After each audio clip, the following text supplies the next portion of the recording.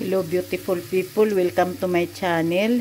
Ayan, nagluluto ako ng corn beef para kay Sven Eric ngayong gabi. Bali, ngayon, webis ng gabi. Lalagyan ko yan ng 2 itlog.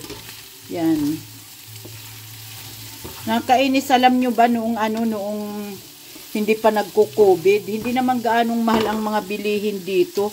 Pagkatas yung yung corn beef, wala pang 30. Ngayon mahigit mahigit 40.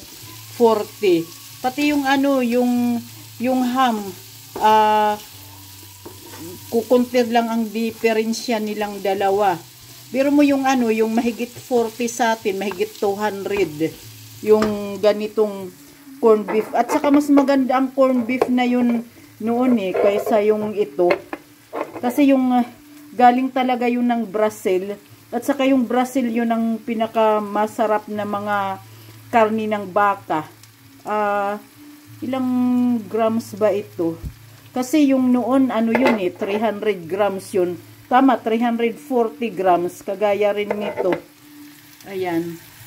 So, sige guys, thank you for watching. Baka kasi masunog ito. Bye-bye.